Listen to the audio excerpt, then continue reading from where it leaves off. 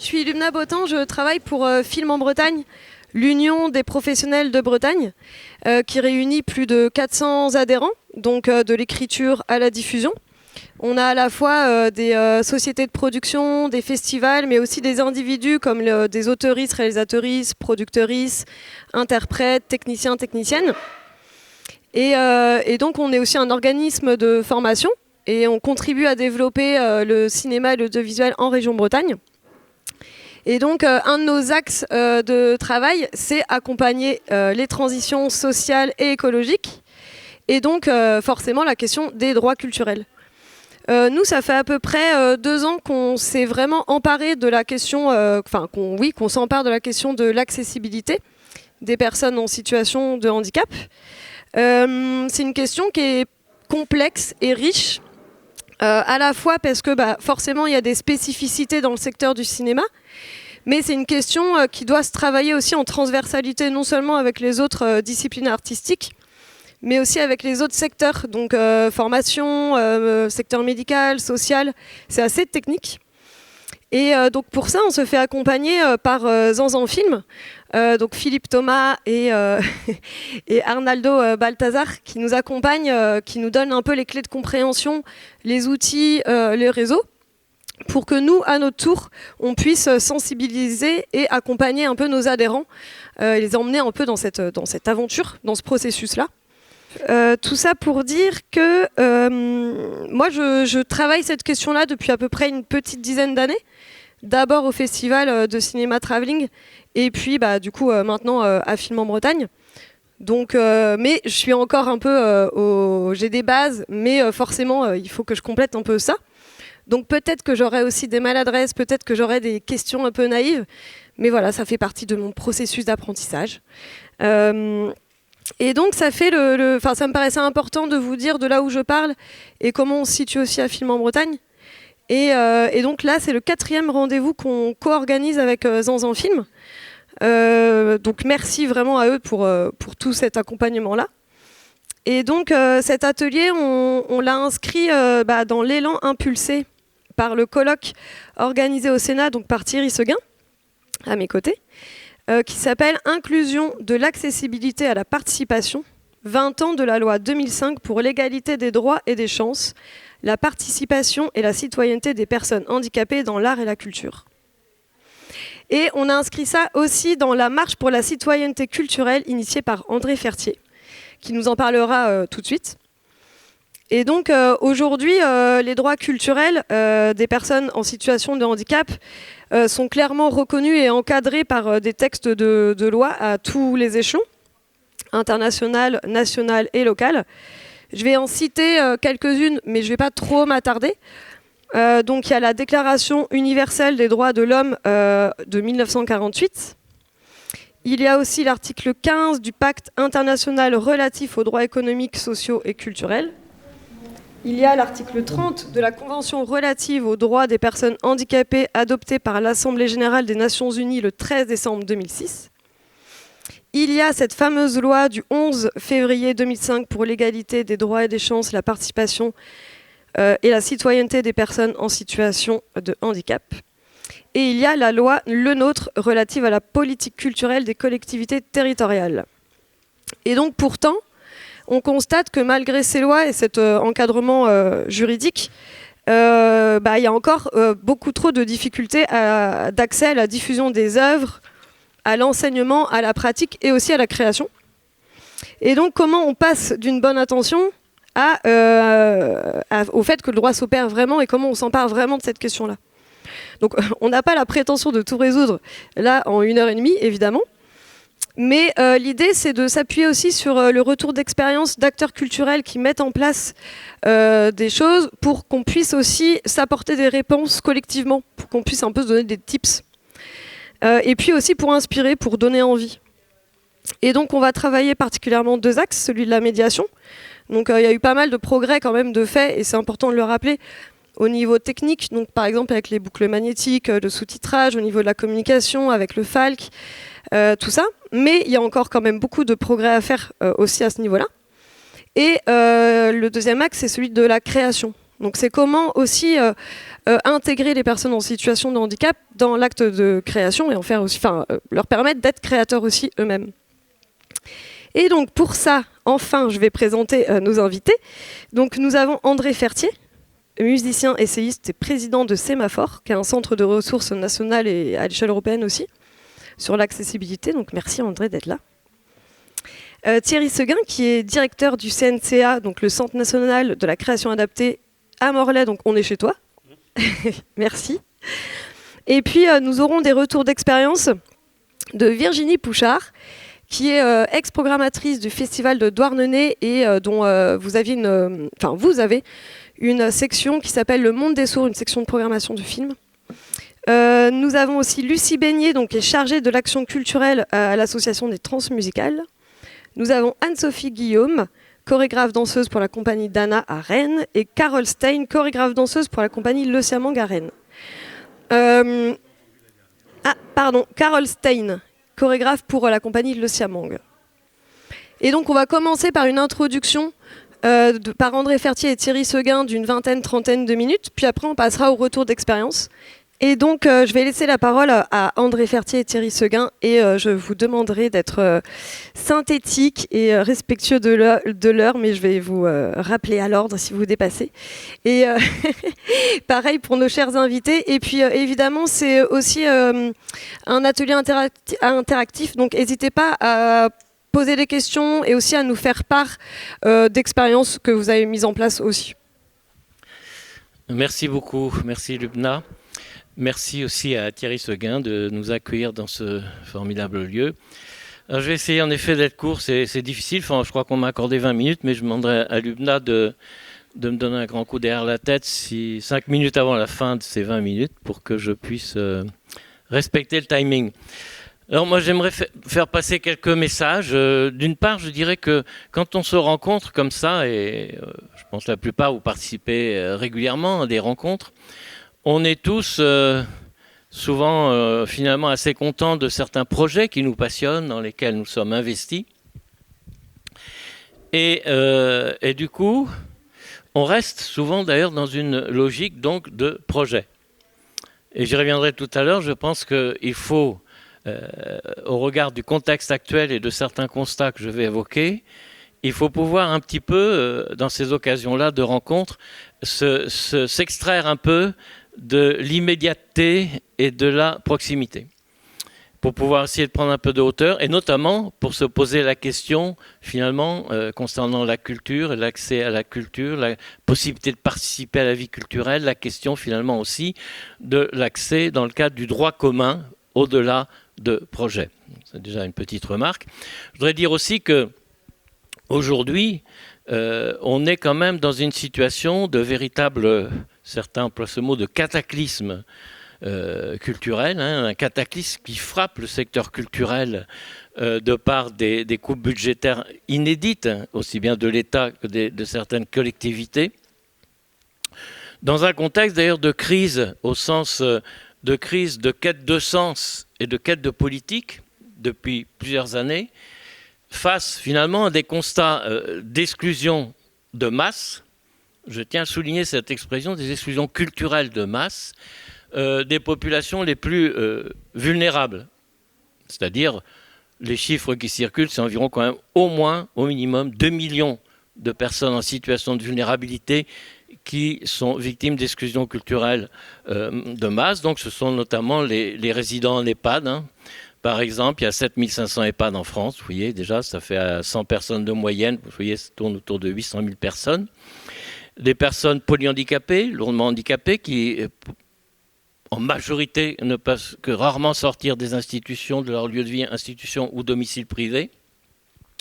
Des personnes en très grande précarité, ceux qui sont parfois naufragés de la vie et qu'on voit parfois allongés, enfin, entre les cas à Paris, sur des trottoirs. Et donc, c'est une population assez considérable. Et donc, j'évoquais que le secteur culturel est donc confronté à cette grande difficulté, à ces constats. Et moi, j'ajouterais le secteur du travail social, les acteurs du travail social, du champ de la solidarité, qui ont un rôle, bien sûr, d'accompagnement, souvent pour que cette participation à la vie culturelle, notamment des personnes vulnérables, puisse devenir une réalité. Et là, ce secteur travaille une crise terrible aussi. Vous avez sans doute entendu parler au niveau de l'aide sociale à l'enfance, par exemple, avec des milliers de mineurs victimes de prostitution. Un chiffre perpétuellement en hausse des sans-abri et des personnes en situation de malnutrition. Et donc, et également, je dirais, c'est un sujet qui me tient particulièrement à cœur, parce que je le trouve très douloureux, et puis lourd de symboles sur notre société actuelle, c'est-à-dire, par exemple, pour prendre l'expression d'un syndicat FO Santé, des EHPAD qui sont qualifiés d'usines à fabriquer des grabataires.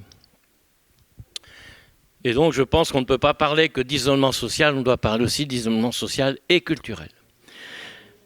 Et donc, c'est pour ça que je pense qu'on ne peut pas se contenter de dire qu'il faut faire évoluer le modèle culturel, il faut le transformer. Non, je ne pense pas que ça suffise.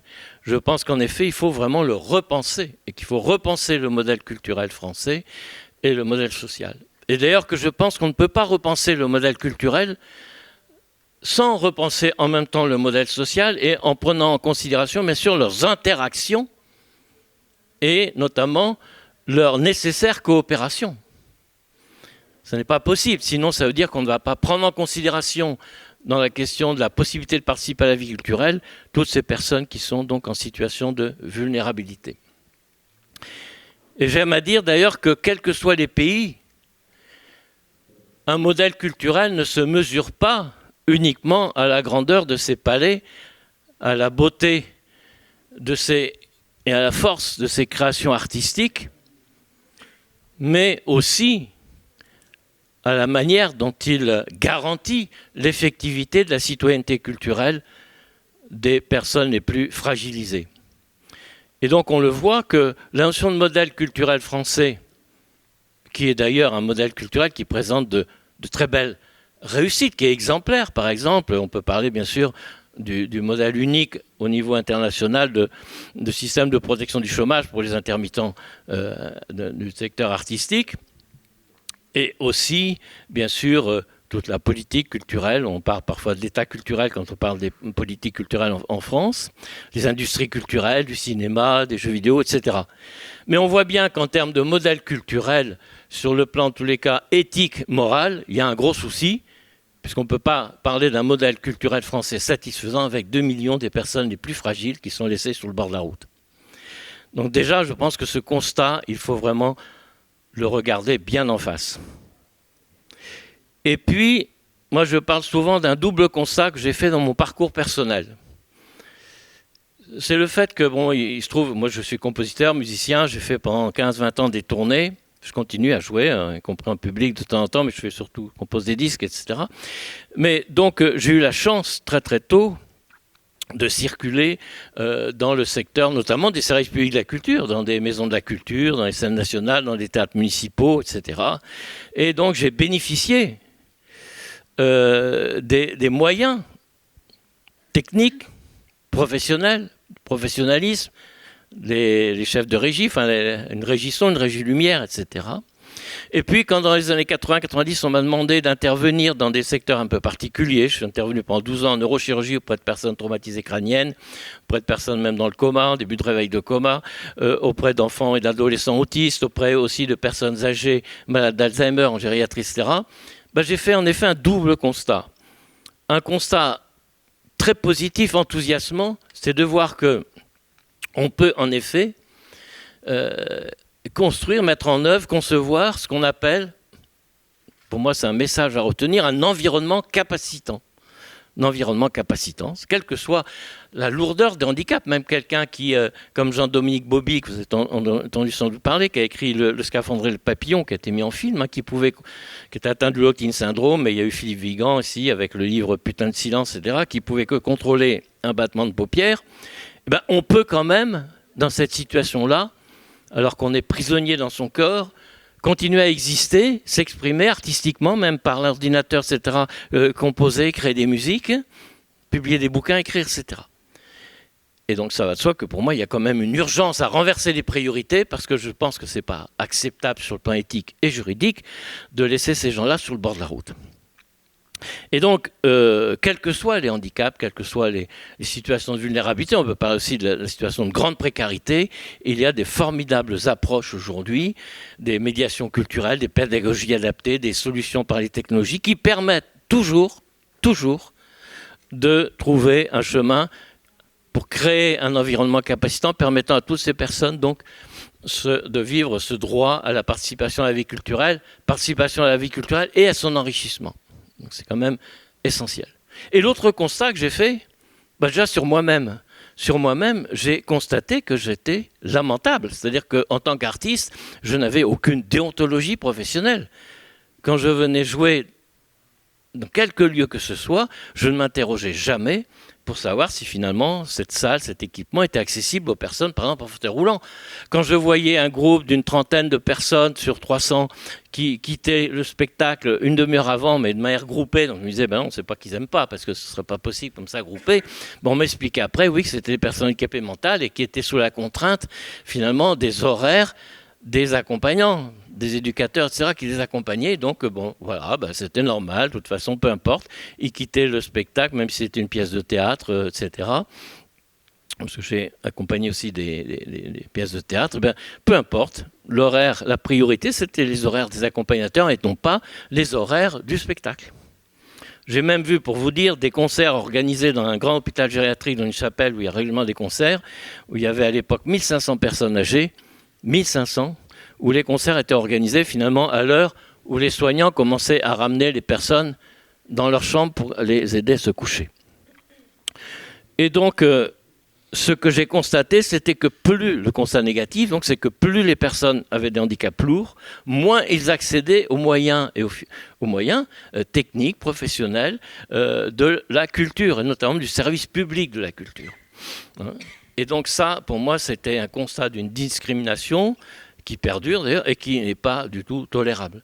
Ce qui fait que ça m'a conduit à m'interroger sur le plan éthique. Alors sur le plan éthique, je vous l'évoque parce qu'il y a quand même un sujet aussi qui me tient à cœur sur le plan éthique, c'est le fait aussi, j'ai constaté aussi, dans ces institutions où je suis intervenu régulièrement, qu'il y a ce que moi j'ai appelé, je pense qu'il faut nommer les choses parfois pour travailler dessus, l'exclusion culturelle absolue. L'ECA. ECA, l'exclusion culturelle absolue. Retenez ça quand même, parce que c'est inacceptable.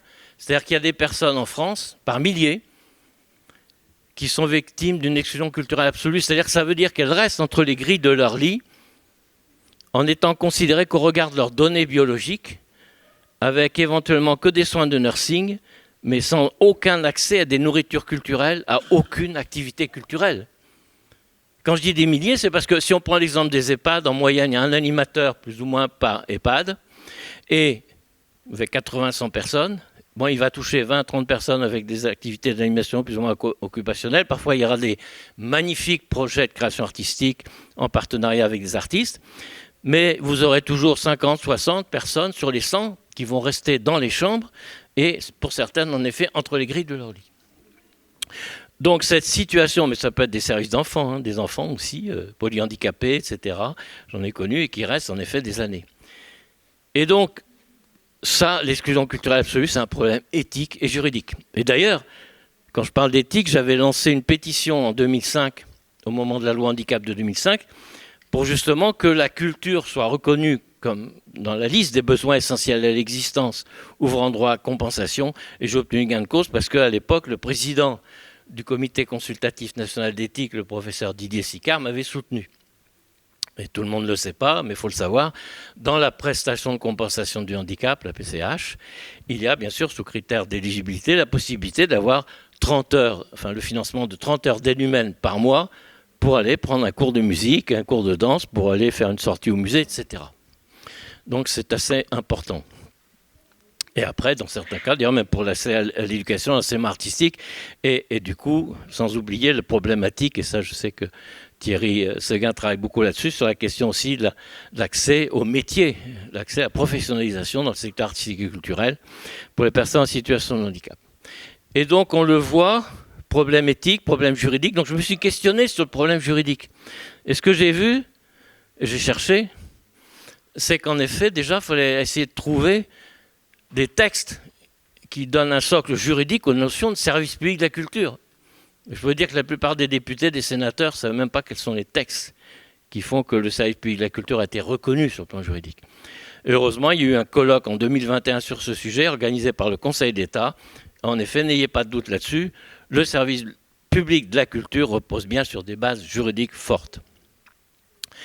Donc j'ai découvert aussi qu'au-delà de l'approche des droits culturels portés notamment par la déclaration de Fribourg et la méthode Pailladeia, il y a concernant la France le fait que le droit à la culture est un droit constitutionnel, comme le droit à la santé, comme le droit à l'école, donc à forte portée juridique, avec deux textes essentiels qui sont bien sûr dans le préambule, la nation garantit l'égal accès de l'enfant et de l'adulte à la culture. Alors où est-ce que la nation garantit l'accès à la culture pour une personne plus handicapée qui ne sort jamais de son institution, ou pour une personne âgée en manque d'autonomie dans un EHPAD? Je ne sais pas, il faut aller chercher. Et en tous les cas, autre texte essentiel, c'est le principe constitutionnel d'égal accès au service public de la culture, de garantie de sa continuité et de son adaptabilité.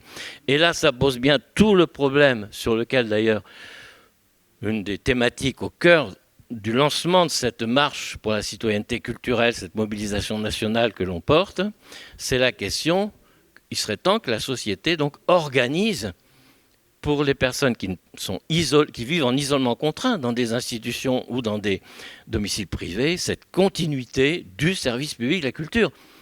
Si on prend simplement, par exemple, l'accès à l'enseignement artistique, je peux vous dire, je connais un certain nombre d'exemples. Une personne, par exemple, de 10-12 ans qui a un cours de guitare en conservatoire, qui a une ostéogenèse, qui est en fauteuil roulant, au moment où son état s'aggrave et qu'il doit vivre à l'horizontale, ah, quelle joie vivre à l'horizontale. Eh bien, la double peine, c'est que pas de continuité d'enseignement artistique pour lui. Donc, ce n'est pas acceptable, c'est une évidence.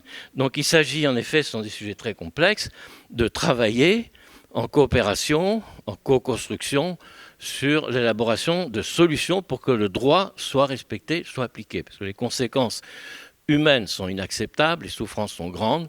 Moi, j'ai connu une personne âgée qui s'est laissée mourir à la fermeture de l'atelier de peinture qu'elle fréquentait régulièrement dans son dernier lieu de vie, un service longue durée en gériatrie. Il me reste 5 minutes. Donc en 5 minutes, je vais surtout vous parler, quand même, je m'arrête encore un tout petit peu pour qu'on comprenne que l'approche des droits culturels en France et au niveau international a eu certaines limites. Parce qu'en effet, ils n'ont pas pris comme premier texte socle l'article 27 de la Déclaration universelle des droits de l'homme ou certains articles du PIDESC qui a été cité tout à l'heure, du pacte international relatif aux droits économiques, sociaux et culturels, qui est le droit de participer à la vie culturelle. Pour moi, c'est le socle. Et le socle aussi, il y a plein de textes, je n'ai pas le temps de les lister, qui portent des exigences, des obligations d'accessibilité, mais pas que physique, sensorielle, cognitive, mentale, etc. Et donc, ils ont mis en avant tout le temps les problématiques identitaires. Alors certes, l'identité culturelle, les origines, les racines culturelles, sont une richesse absolument qu'il faut protéger, qu'il faut respecter. Et je ne vais pas dire le contraire, en plus en Bretagne. Et donc, mais néanmoins, le problème qui a eu lieu, qui s'est développé partout dans le monde, d'ailleurs, ce n'est pas qu'en France. Je prends l'exemple parfois du Canada, où la présidente de la commission des droits de l'homme du Canada m'a dit, une fois que je faisais une conférence au Canada, m'a dit, mais vous avez raison, c'est vrai qu'au Canada, les droits culturels, on les envisage fondamentalement comme la problématique des droits des autochtones, des peuples autochtones. Et on voit bien en France, j'ai eu souvent des échanges avec des élus, des adjoints à la culture qui me disent oh ben nous, les droits culturels, on est à fond là-dessus, et regardez toutes les mesures qu'on a prises pour les personnes immigrées ou issues d'immigration, etc. Et sur la diversité culturelle, j'habite dans un 20e arrondissement de Paris qui est très multiculturel, et c'est aussi pour ça que j'y habite, parce que j'aime beaucoup ça. Puis je lui dis oui, alors qu'est-ce que vous avez mis en place pour le respect des droits culturels des personnes âgées dans les EHPAD? Prout. Voilà. Et donc, on voit là qu'il y a une limite. Et c'est pour ça que ça m'a intéressé de travailler sur le concept de la citoyenneté culturelle. Donc j'ai cherché au plan international et français. Bon, je ne vais pas rentrer dans l'historique, mais en tous les cas, j'ai cherché là-dessus, j'ai publié un essai préfacé par Edgar Morin sur la citoyenneté culturelle récemment il y a 2 ans. Et donc, l'intérêt pour moi de la citoyenneté culturelle, c'est que ça permet de poser de nouvelles bases, de nouvelles fondations pour les politiques publiques au niveau de ce droit de participer à la vie culturelle, qui repose tout simplement sur le droit et sur les valeurs éthiques de non-discrimination, d'égalité des chances, etc. Et de travailler très concrètement sur cette question de la continuité, l'adaptabilité du service public de la culture. Et j'ajouterai, parce que vous êtes nombreux ici à aussi pas forcément être du service public de la culture, ça nécessitera, et c'est ce qu'on commence à faire, à identifier finalement le rôle que jouent les petites compagnies artistiques, les auto-entrepreneurs, les artistes auto-entrepreneurs, qui finalement, eux, souvent ce sont eux qui apportent la réponse sur les problèmes que j'évoque, c'est-à-dire qu'ils vont intervenir parfois pour faire même des interventions artistiques au domicile, en appartement, dans des EHPAD, dans des foyers de personnes handicapées, ce ne sont pas forcément souvent le service public de la culture. Donc finalement, on voit que là où il y a des carences du service public de la culture, ce sont eux, ce vivier artistique, etc., de compagnie, qui vont souvent remplir le rôle. Mais ils n'ont pas en retour un bénéfice en termes de garantie, de sécurité, de financement, de subventionnement, etc. Donc ça, c'est un problème sur lequel il faut travailler, sur lequel la marche pour la citoyenneté culturelle, on travaille. Et donc la marche pour la citoyenneté culturelle, c'est une mobilisation nationale. En 2024, on a créé une coordination avec de nombreux organismes nationaux. Je pense à la FNADAC, la Fédération nationale des associations de directeurs d'affaires culturelles. Je pense à PF France Handicap. Je pense aux 2 grandes fédérations de gestionnaires d'EHPAD. Je pense au mouvement Culture du Cœur. Je pense aux Petits Frères des Pauvres, etc. Il y en a d'autres. Et donc, pour justement faire en sorte qu'on travaille collectivement pour reposer de nouvelles bases, pour refonder un modèle culturel, un modèle social qui soit digne et qui soit respectueux du droit. Concrètement, donc, je vous invite aussi, bien sûr, pour ceux qui sont intéressés, à participer à l'instauration, on a lancé ça aussi, l'instauration de comités locaux, territoriaux, donc de la citoyenneté culturelle. Ça et là commence à se mettre en place. Paris 20, je citais le 20e arrondissement de Paris, par exemple, le conseil municipal a voté la création d'un comité Paris 20 de la citoyenneté culturelle au sein, par exemple, du pôle de démocratie locale. Il y a en Champagne-Ardenne aussi Culture du Cœur qui travaille sur la création d'un comité, en Aquitaine, à Bordeaux, enfin, il y a différentes régions en France qui se mettent en marche, en Occitanie aussi. Et donc, en effet, on serait très heureux sur la région Bretagne que puisse commencer, donc on en a déjà en effet échangé avec certains qui sont ici, de pouvoir mettre en œuvre un noyau déjà qui puisse faire naître ce comité Bretagne pour la citoyenneté culturelle. Et puis on travaille aussi... Bon, avec le Sénat, donc il y aura une table ronde sur ce sujet avec le Sénat, la Commission des affaires sociales du Sénat. Donc on a l'accord du vice-président Xavier Iacovelli. Et on travaillera sur cette question qui est nécessaire d'état des lieux, sur la part d'accompagnement culturel qui est assumée aujourd'hui par une grande diversité de professionnels du secteur social, médico-social, sanitaire, et qui n'est pas clairement identifiée. Et parfois, il y a des processus de substitution de professionnels de la culture qui ne sont pas... qui crée des discriminations parce qu'un aide-soignant n'est pas forcément un professionnel à même, par exemple, d'animer une chorale, etc. Voilà. Et donc, pour conclure, je dirais aussi qu'on organise, on va collaborer à l'université d'automne de la FNADAC, les directeurs d'affaires culturelles, et on va organiser, donc on a commencé à travailler bien sûr là-dessus, sur la fête nationale de la citoyenneté culturelle tout le mois de décembre 2025. Donc déjà, il y a des lieux culturels qui sont OK pour s'investir là-dessus et pouvoir intégrer dans des événements déjà programmés ces messages, cette réflexion autour de la citoyenneté culturelle. Donc c'est une mobilisation, la marche pour la citoyenneté culturelle, handicap, grand âge, précarité. Et je vous invite bien sûr à poser des questions, à échanger et puis en tout cas à vous associer. Sur le site internet, la marche pour la citoyenneté culturelle, vous trouverez beaucoup d'éléments à télécharger, y compris un livret de 16 pages, Mon carnet de la citoyenneté culturelle. Voilà, merci beaucoup.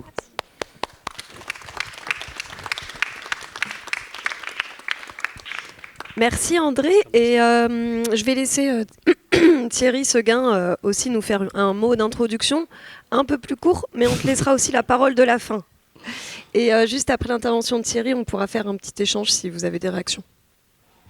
Vous dire à toutes et à toutes bonjour. Donc effectivement, le Centre national pour la création adaptée, c'est le E du CIU au départ qu'on a construit cet équipement. On s'appelait Entresort, on était une compagnie.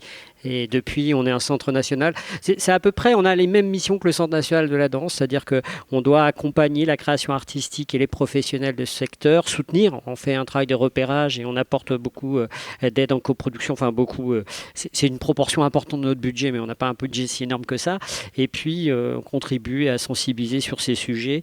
Et c'est toujours un plaisir d'entendre André parce que vous voyez, on est à des endroits différents, mais on contribue chacun un peu dans les mêmes méthodes parce que je vois que c'est aussi une adresse nationale comme toi et puis aussi un enjeu européen parce que la question des droits, en fait, des personnes en situation de handicap, elles ont beaucoup évolué, ces questions de droits, via le droit international. Tu l'évoquais tout à l'heure, mais c'est troublant d'arriver en Belgique ou moi récemment j'étais en Corée et de constater qu'en fait en Corée, la loi qui a tout changé, c'est la loi 2005. Et en fait, bizarrement, c'est aussi la loi 2005 ici en France.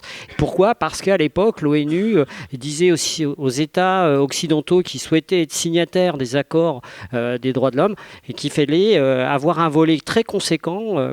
Alors, sur cette question du droit des personnes en situation de handicap. Pour faire court, si on regarde bien, effectivement, il y a des périodes comme ça, il y a des changements sur la manière dont on va percevoir le handicap et la façon dont on va ensuite le traiter dans notre champ, c'est celui de la culture. Il y a une marque. Il y a un moment charnière, c'est 2005. Même si après, dans le détail, il y a eu d'autres lois avant, la loi de 75 était très important, mais passons. C'est-à-dire qu'avant 2005, le handicap, c'est une question qui est très personnelle. C'est-à-dire que la personne est diminuée par un problème, une difficulté, etc. C'est vraiment la question de la personne. Et d'ailleurs, les aides vont être concentrées sur la personne. À partir de 2005, et c'est là que la loi est importante, elle constate quoi ? Que c'est une question de situation. Et c'est très intéressant d'y penser. D'ailleurs, c'est à partir de ce moment-là qu'on va dire personne en situation de handicap. Avant, on disait personne handicapée. Et cette question de situation, on peut l'illustrer simplement, vous le comprenez bien. Vous êtes en situation de handicap dans un pays démuni parce qu'en guerre ou parce qu'il y a peu de moyens, effectivement, vous êtes beaucoup plus entravé. Et quand vous êtes dans un pays occidental, c'est toutes les règles d'accessibilité, toutes ces transformations qui sont en cours dans notre société qui peuvent tout changer. Faites l'expérience, vous allez prendre le corail qui va de Saint-Nazaire à Limoges.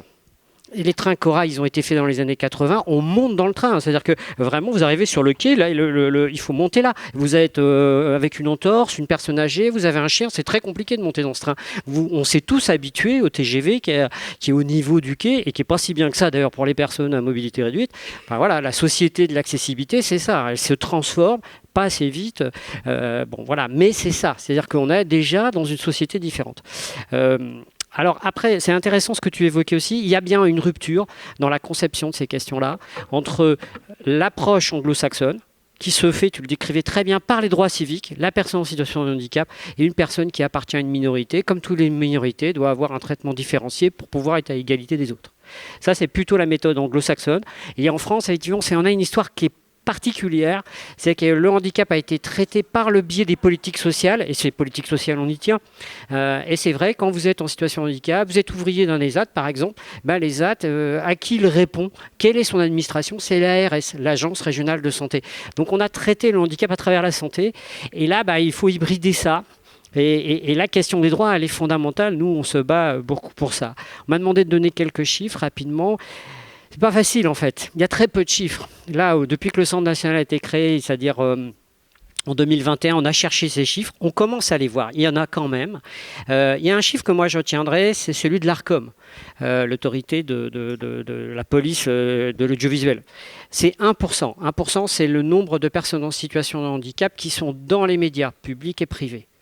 La population en situation de handicap, ça dépend comment on la calcule, c'est entre 13 et 25%, ça dépend de ce que vous considérez dans le champ du handicap.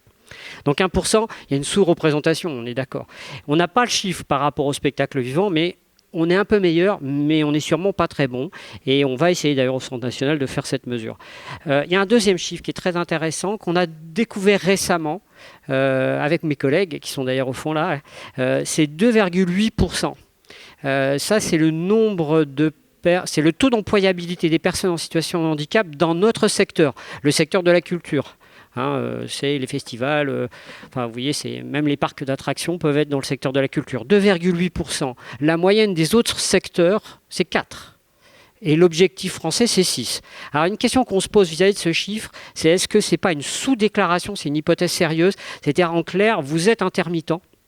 Et vous n'avez peut-être aucun intérêt à faire déclarer que vous êtes en situation de handicap, ça ne vous donne pas de mesures compensatoires, ça risque même de vous discriminer.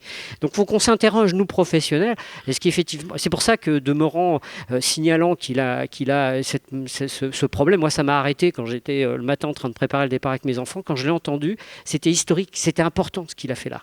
Parce qu'effectivement, il a révélé quelque chose qu'on n'osait pas révéler. Et d'ailleurs, lisez le bouquin parce que vous voyez très bien que c'est compliqué pour lui d'oser l'avouer. Et donc, il y a un problème dans notre secteur. Je pense que ce n'est pas si évident que ça de dire dans notre secteur qu'on est en situation de handicap. Alors après, bon, il y aurait d'autres chiffres. Bon, 80% du handicap sont des handicaps invisibles. Et il y a aussi le handicap de naissance est quand même relativement faible. Ça va être 15 ou 16%. Tu sais, toi, André ? Mais c'est très faible. C'est-à-dire, les 3/4 du handicap s'acquièrent tout au long de la vie, par un accident de vie, par le vieillissement. Et effectivement, si vous regardez le taux de personnes en situation de handicap passé 60 ans, c'est 45-55%. Donc on y sera tous, toutes, tôt ou tard, dans cette histoire. Je finis en disant que je vous ai évoqué ce changement de paradigme dans le passage de la loi 2005. Moi, je pense qu'on est dans un changement de paradigme actuellement aussi. C'est-à-dire que très clairement, on assiste à un moment seuil. Parce que 1%, certes, dans les médias, mais vous avez cette émission extraordinaire des rencontres des papotins. Et puis surtout, là, c'est les chiffres de l'ARCOM avant les Jeux paralympiques. 50 millions de spectateurs en France, les Jeux paralympiques. C'est phénoménal. Il y a quelque chose qui est en train de se produire. On le voit, nous, dans les lieux de culture. C'est une question qui est en train de rentrer, qui est en train de devenir beaucoup plus importante. Vous êtes d'ailleurs nombreux dans cet atelier. On ne s'attendait pas à ce que vous soyez si nombreux. Et donc, c'est un sujet qui devient important dans nos réflexions. Et je pense qu'on est en train de passer, on change de paradigme, on a traité la question du handicap et de la culture à travers l'accessibilité des lieux culturels et l'accessibilité des contenus. Sur l'accessibilité des contenus et des lieux, d'ailleurs, il y a encore beaucoup à faire. Mais aujourd'hui, on se rend compte qu'en fait, il y a un autre enjeu qui est l'accessibilité à la professionnalisation, c'est-à-dire qu'un jeune en situation de handicap puisse rentrer dans des écoles nationales supérieures, c'est un grand enjeu pour nous, on s'y bat beaucoup, puisse ensuite se professionnaliser, puisse être un artiste reconnu. Il y a une artiste qui s'appelle Alice Davazoglou, qui est une artiste en situation de handicap, qui est une chorégraphe formidable, qui a le syndrome de Down. Elle dit que je pense que c'est par la scène qu'on va modifier probablement la diversité dans les salles. Et je crois vraiment qu'elle a raison. C'est cette question à 360 degrés. Et je finis, moi, à mon avis, les 2 derniers changements qui sont en cours, c'est clair qu'on est en train de passer des pionniers auxquels nous étions. Parce que pour toi, ça fait pas mal d'années, moi, une trentaine d'années que je suis dans cette histoire. Et des pionniers à la généralisation, ce qui veut dire massivement former tout le monde.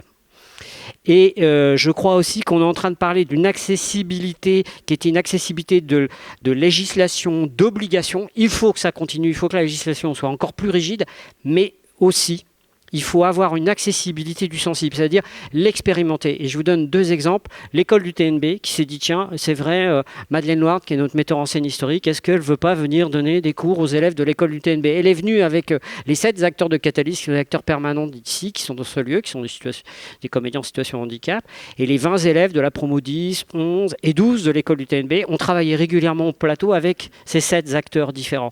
Ben aujourd'hui, le concours de l'école du TNB, il s'est rendu accessible, et vous avez 2 élèves dans la promo 12 qui sont porteurs d'un handicap assez conséquent.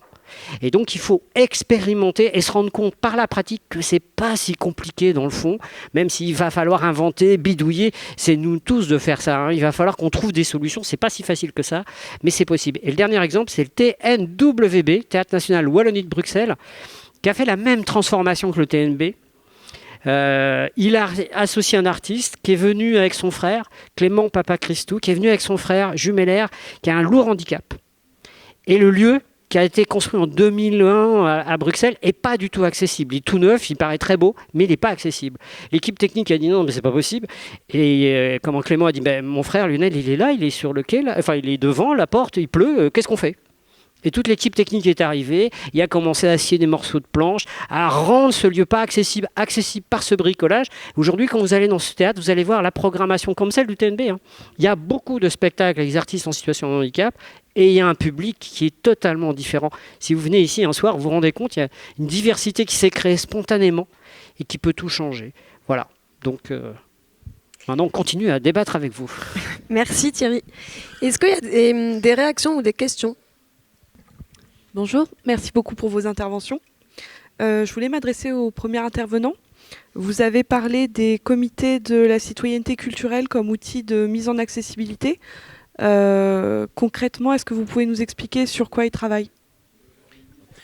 L'idée des comités territoriaux de la citoyenneté culturelle, déjà, au niveau de la méthode, ils vont se mettre en place, et ils commencent à se mettre en place, j'en ai cité quelques exemples, de manière très diversifiée, selon les régions, selon les énergies, selon les ressources humaines qui s'impliquent, selon les institutions. J'ai évoqué par exemple le conseil municipal de Paris 20 qui a voté carrément, mais il y a d'autres endroits, Et d'ailleurs, parfois, c'est intéressant que ce soit essentiellement la société civile et pas forcément les collectivités. Les collectivités, c'est bien qu'elles soient impliquées, il faut qu'elles soient impérativement autour de la table, et l'État aussi, les représentants de l'État. Après, au niveau des objectifs, les missions premières que l'on voit, c'est deux axes. C'est bien sûr l'axe observatoire. Il ne faut pas que ce soit trop chronophage. On sait que tout le monde est très pris. Mais au moins 2-3 réunions par an, d'avoir une fonction observatoire des atteintes à la citoyenneté culturelle. Bon, ça, c'est très concret par rapport à la démarche, je l'ai évoqué tout à l'heure. Soit, en effet, il y a une continuité qui est organisée du service public de la culture, y compris dans les délégations de service public de la culture, y compris par des conventions, des partenariats. Par exemple, il y a des scènes nationales qui passent des conventions avec des compagnies pour que, au niveau du milieu scolaire, etc., il y a un accès à l'éducation artistique, etc. Enfin, il y a toutes sortes d'exemples. Et puis, donc, observatoire des atteintes à la citoyenneté culturelle. Et bien sûr, l'autre axe qui est quand même très important aussi, c'est force de proposition pour co-construire des réponses. Et d'ailleurs, je ne l'ai pas évoqué, mais on va faire une synthèse de l'ensemble des préconisations et des constats, mais des préconisations aussi qui ont émergé pour aboutir en décembre donc prochain, lors de la fête nationale de la citoyenneté culturelle, à l'élaboration d'une proposition de pacte culturel républicain qui sera présentée bien sûr au Sénat, à l'Assemblée nationale et je dirais aussi au Conseil d'État et au Conseil constitutionnel, parce qu'on touche évidemment à vraiment une problématique que sur ce plan-là, on est dans un état de droit culturel concernant cette vaste population de personnes en situation de vulnérabilité. Je ne sais pas si ça répond un peu à la question. Vous voulez d'autres précisions ? Je m'excuse, j'ai le regard flottant, je ne l'ai pas dit, mais moi-même je suis handicapé visuel. Ça fait partie, c'est une autre catégorie d'handicap, les handicaps trompeurs. Parfois, on croit que je suis défoncé. Non, mais c'est vrai. De la même manière que... Non, mais sans rigoler, enfin, moi, ça ne m'est pas arrivé, mais des personnes infirmes moteur cérébral, par exemple, il y a eu plusieurs affaires. Je me souviens à la Coupole, à Paris, qui est une brasserie célèbre, où quelqu'un s'est retrouvé au commissariat parce qu'il était infirme moteur cérébral. À Orléans aussi, on a eu un membre de Sémaphore qui, comme ça, s'est retrouvé au commissariat parce que les gens croyaient qu'il était sous les effets de l'alcool. Donc, moi, je n'ai pas de vision centrale. Alors, parfois, je ne sais pas. D'ici, je ne vois pas où vous êtes, quoi. Donc... c'est pas l'alcool ni la drogue, mais bon, ni le... Merci André. Non, mais si vous voulez des précisions, voilà. Après, on peut se parler aussi après, tout à l'heure, et n'hésitez pas. Il y a Mira Govinger aussi, je sais pas où elle est, je vois pas où elle est, mais qui est la directrice de Sémaphore, qui est présente elle est au fond, ici, là-bas. voilà, et qui peut aussi, qui fait partie donc de l'équipe d'animation de cette mobilisation nationale, où il y a... Pour les comités territoriaux, c'est un détail important, ils vont pouvoir s'appuyer, ils le font déjà, dans leur création, sur les délégations locales, territoriales, régionales des associations nationales qui sont membres de notre coordination nationale. Si je prends l'exemple de APF France Handicap, bien sûr, ils ont ils ont une 60aine de référents culture en France aujourd'hui, donc pour s'appuyer sur des référents culture de l'APF. Les fédérations nationales de gestionnaires d'EHPAD aussi, etc. Les petits frères des pauvres, il y a la FNADAC, etc. Donc, pour se construire, quand il y a un noyau dur qui a une volonté sur une région de créer un comité territorial de la citoyenneté culturelle, ils pourront avoir en appui ces acteurs donc issus des coordinations, des membres de la coordination nationale, qui sont toutes des têtes de réseau. J'ai oublié de dire aussi, pour ceux qui les connaissent, on a aussi, et c'est très très important pour nous, comme partenaire aussi l'Observatoire des politiques culturelles, qui sont partenaires très actifs, et aussi OPAL, le pôle ressources national sur tout ce qui est culture et économie sociale et solidaire. Et d'ailleurs, ils ont construit avec nous là, une journée d'interconnaissance des membres de la coordination nationale. Et on peut venir en région, on le fait régulièrement, pour appuyer la mise en œuvre de comités territoriaux de la citoyenneté culturelle. Merci beaucoup. Je vais inviter Virginie Pouchard à venir aussi s'asseoir sur le canapé si on peut lui faire une petite place. Virginie, tu es l'ex-programmatrice du Festival de Douarnenez et vous avez une section qui s'appelle Le Monde des Sourds. Et du coup, tu vas nous raconter un peu comment, cette expérience-là, depuis quand, comment, pourquoi, difficultés, comment vous avez levé ça et tout ça. Ok, donc moi j'ai travaillé donc pendant 13 ans au Festival de cinéma de Douarnenez à la programmation cinéma. Et puis c'est un joli hasard aujourd'hui parce que en fait l'interprète qui est en train de traduire mes propos, c'est l'une des personnes qui a initié le monde des sourds au Festival de Douarnenez. Donc Anaïg, elle pourrait presque en dire plus sur le moment de la naissance de cette section monde des sourds à Douarnenez que moi. Puisque moi en 2009 j'étais pas là alors que Anaïg elle était là. Mais comme elle peut pas faire deux choses en même temps, je vais quand même prendre le relais. Et donc c'est une section qui s'est créée en 2009 au sein du festival, une section qui a été créée de façon spécifique pour parler de la culture sourde. Au-delà d'une simple accessibilité, c'était aussi parler d'une identité et d'essayer de montrer et de faire participer un maximum les personnes sourdes au sein du festival de cinéma, en sachant que à l'époque et encore beaucoup aujourd'hui, il y a beaucoup de films qui restent non accessibles. Alors qu'est-ce que c'est qu'un film accessible au cinéma aujourd'hui pour une personne sourde? Ça peut être un film qui a des sous-titres spécifiques avec des couleurs qu'on peut appeler de plusieurs manières, mais il y en a qui l'appellent VSM, il y en a qui l'appellent par différents noms, etc. Je pense qu'au niveau des prods et des distributeurs, tout le monde n'est pas en plus complètement au point sur les appellations.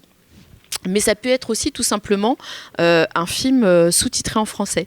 Parce que déjà, le fait qu'il soit simplement sous-titré en français, ça le rend accessible à une partie du public sourd. Et donc, c'est déjà une grande avancée.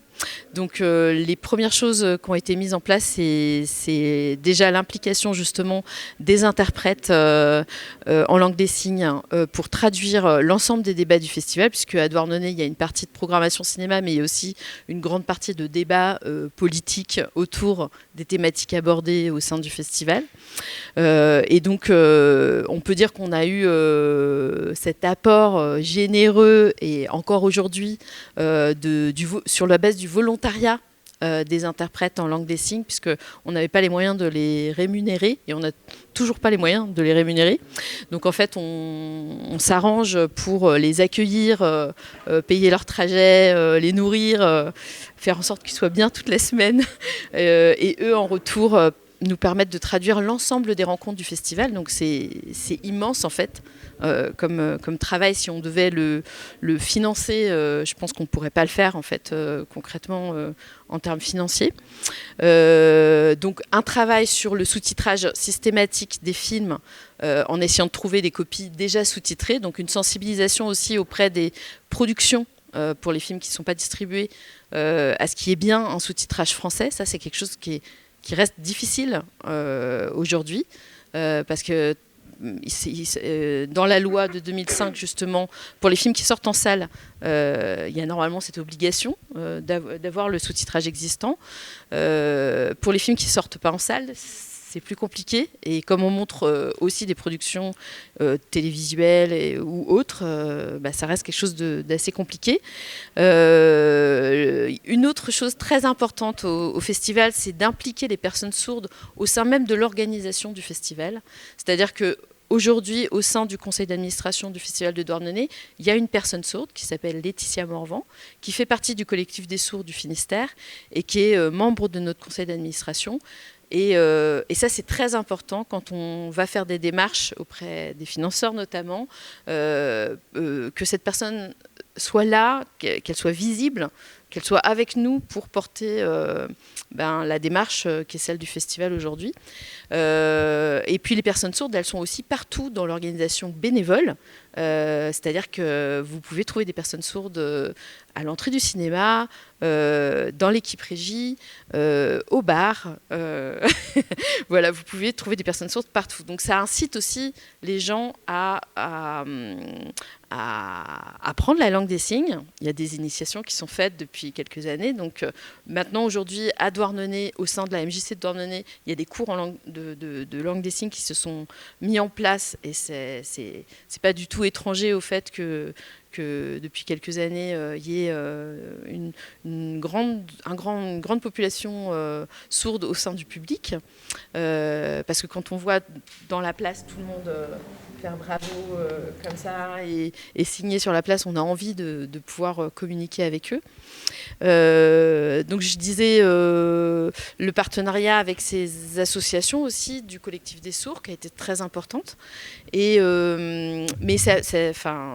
on est quand même confronté à des difficultés au niveau, des barrières techniques aussi. Il a fallu mettre des pictogrammes sur toute la grille de programmation pour pouvoir rendre accessible le programme, que ce soit compréhensible, de savoir si le film était sous-titré ou pas, de mettre les petits pictos des mains pour savoir si tel ou tel débat était accessible.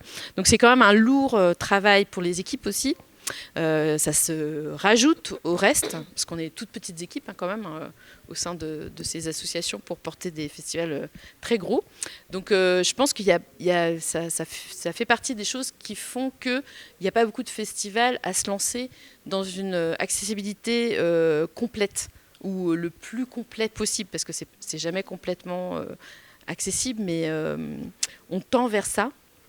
Mais c'est tellement contraignant à plein d'endroits que ça fait que pour beaucoup, quand on regarde un peu ailleurs les festivals de cinéma et la question de l'accessibilité pour les personnes sourdes, souvent ça se limite à 1 ou 2 séances. La fameuse séance ciné-relax, on en a 1, 2, voilà. Mais c'est pas l'intégralité du festival qui est accessible, et ça reste quand même assez limité. Donc c'est un peu dommage. Mais c'est vrai que derrière, on sait qu'en termes humains, ça demande aussi énormément de temps. Voilà. Et la deuxième chose que je voulais souligner, c'était aussi que parfois, même auprès des réalisateurs, il y a beaucoup d'incompréhension sur le fait de mettre des sous-titres sur leurs films. Il y a des gens qui ne comprennent encore pas pourquoi, parce que c'est pas beau, quoi, des sous-titres. Voilà. Et c'est très dur de faire de la pédagogie avec les gens de l'image pour pas détruire leur film. Mais ça aussi, ça fait partie des choses pour lesquelles il faut travailler les mentalités. Parce qu'une fois qu'ils ont vécu une séance avec un public sourd, les réalisateurs, ils ont tous envie de poser des sous-titres sur leur film et de ne pas les enlever.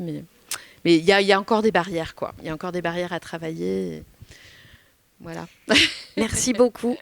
Est-ce qu'il y a des questions, réactions à cette... Ouais.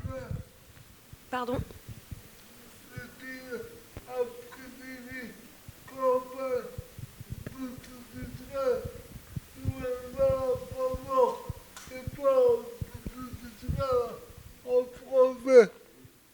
Oui, quand on parle de sous-titrage pour sourds et malentendants, on ne parle pas de sous-titrage en français. Il y a des éléments en plus. Ouais. C'est ça. Il y a par exemple il y a une description, un code Voilà. couleur, Oui. il y a une description aussi, par exemple. Mais un film juste sous-titré en français peut déjà être vu par des personnes sourdes, et ça permet déjà une semi-accessibilité, même s'ils n'ont pas forcément le code couleur avec le bruit de la porte, etc., comme vous pouvez avoir d'ailleurs à la télévision, puisqu'aujourd'hui, sur pas mal de films à la télévision, vous avez cette accessibilité avec les codes couleurs, tout à fait. Et donc, il y avait une question. Bonjour, je suis curieuse de savoir comment ça s'est passé au début, donc dans une équipe de bénévoles des personnes sourdes. Est-ce que ça a été bien pris par les équipes? Comment ça s'est passé pour qu'elles se comprennent? Puisque, si j'ai bien compris tout ça, la communication est venue après, mais pas forcément au début, j'imagine. Est-ce que les publics aussi, comment ont-ils fait pour communiquer? Comment ça s'est mis en place très concrètement? Est-ce que ça donnait des anecdotes un peu étrange aussi au final ou... Eh ben, en fait, on a quand même les interprètes qui sont là pour nous. C'est ça qui est pratique quand même. La majorité du temps, en fait, à la fois dans les réunions, par exemple, au sein du conseil d'administration ou avec les bénévoles, il y a toujours des interprètes qui nous accompagnent. Voilà. Après, il y a des gens qui apprennent un petit peu la langue des signes et qui essayent de communiquer. Après, on écrit aussi. Enfin, voilà. J'ai un de mes collègues qui a fait une formation à l'IVT, qui est le centre à Paris, je ne sais plus. International Visual Theater, voilà. Qui font l'effort d'apprendre un peu la langue des signes pour pouvoir communiquer à minima. Mais en fait, ça se passe en général très bien. Voilà. Après, on apprend, par exemple, dans une réunion, à ne plus se couper la parole, puisqu'on est obligé d'attendre que la parole circule. Ça apprend beaucoup de choses aussi sur la façon de se positionner dans une réunion. Et c'est beaucoup d'apprentissage, mais c'est très, très intéressant.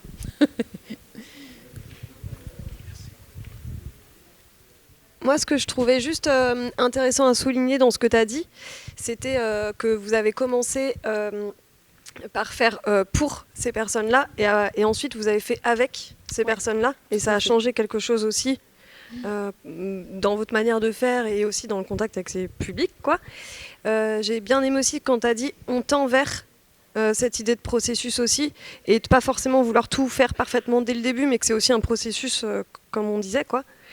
Et aussi, ce que je trouvais intéressant dans ce que tu as dit, c'est quand vous avez proposé quelque chose au sein d'un territoire, et ben, ça a fait bouger un peu les lignes aussi d'autres acteurs ça a donné des envies, quoi, en tout cas. Je trouvais ça, ces trois choses assez ouais, tout à fait. Et pour aller un tout petit peu plus loin dans la démarche qui est en train de te pérenniser, on va dire, voire augmenter, c'est-à-dire que depuis l'année dernière, il y a aussi eu des personnes en situation qui s'appellent sourdes aveugles, c'est-à-dire sourdes bigleuses, c'est comme ça qu'elles appellent le nom. Et du coup, on signe dans le dos de ces personnes-là pour qu'elles puissent quand même continuer à avoir accès. Ça va vraiment loin dans les processus et dans les tentatives, dans les expérimentations, en tout cas, d'accessibilité au festival. Et voilà.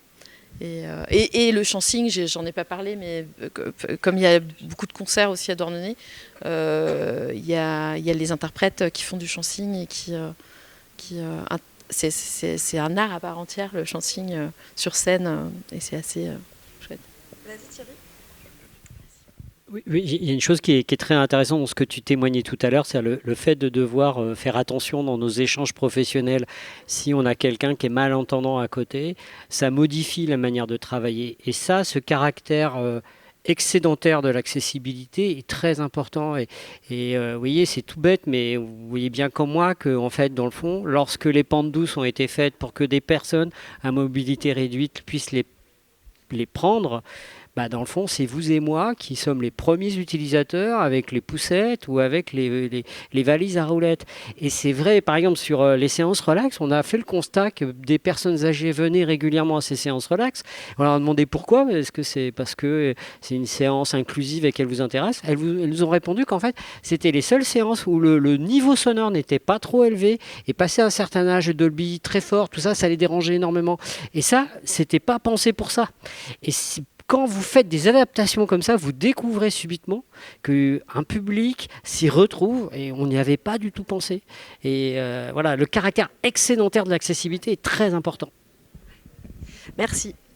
Lucie Beignet, maintenant, si tu veux. Donc, Lucie Beignet est chargée de médiation pour l'association Transmusicale. Et du coup, tu vas nous parler d'un projet que vous avez mis en place qui s'appelle Souffleur d'images. Et donc là, pour le coup, c'est pour le public aveugle et malvoyant. Bonjour. C'est un peu impressionnant, en fait, d'être ici. Moi, je suis Lucie Beignet, je suis chargée de l'action culturelle donc, à l'association Transmusicale. Et je m'occupe donc plutôt de la partie action culturelle, donc de travailler avec plutôt des groupes de personnes ou des structures. Et je m'occupe également de l'accessibilité, mais avec ma collègue qui est à la billetterie. Donc elle s'occupe plutôt du tout public. Je ne sais pas si ça vous parle, là, dit comme ça. Et en fait, on s'accorde bien parce qu'on s'est rendu compte que c'était bien de mettre en place des dispositifs pour le tout public, mais si on ne connaît pas les publics avec lesquels on travaille, ils ne viennent pas. Je ne sais pas si vous êtes d'accord, on pourra en reparler. En tout cas, le fait que moi je connaisse les publics et qu'elle travaille plutôt l'accessibilité en grand large, ça fait qu'on se complète plutôt bien. Et donc, depuis quelques années, on travaille l'accessibilité plutôt au travers du handicap dit sensoriel, puisque voilà, il y a tout un travail qui a été fait pour les fauteuils, par exemple, ou alors le handicap psychique aussi, avec lequel on travaille beaucoup. Mais le handicap sensoriel, on était un peu perdu, si je peux le dire comme ça, tout simplement parce qu'on travaille au transmusical de la musique, et par exemple, les personnes sourdes ou malentendantes, on se dit comment elles entendent la musique, comment elles la ressentent, et donc il fallait forcément qu'on aille leur parler pour voir ça. Et de la même manière, les personnes aveugles, qu'est-ce qu'elles ressentent quand elles ne voient pas le spectacle, voilà. Donc on s'est penché vachement sur la question, et on est parti un peu à la recherche de dispositifs qui existaient. On est tombé sur une association qui s'appelle Souffleurs de Sens, et qui propose donc des formations pour justement travailler avec les personnes aveugles et malvoyantes pour venir en fait leur souffler des mots à l'oreille pour qu'elles puissent voir les spectacles.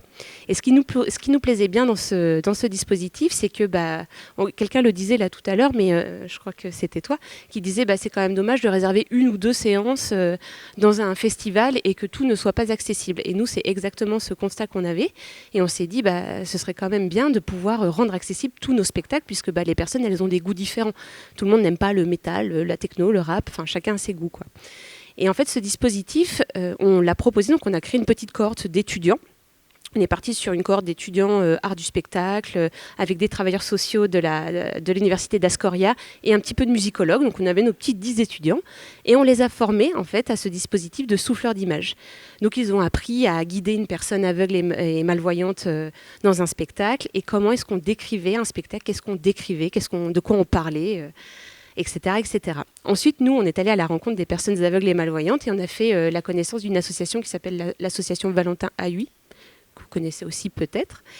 Et là, on a rencontré plein de personnes aveugles qui nous ont tout de suite donné leurs freins. Et finalement, leurs freins étaient autres que le fait de ne pas voir, en fait, puisqu'on peut aussi ressentir la musique autrement qu'en voyant un spectacle. Et tout de suite, elles nous ont dit, en fait, nous, on est plutôt âgés, puisque beaucoup de personnes aveugles et malvoyantes sont, pour le coup, beaucoup plus âgées.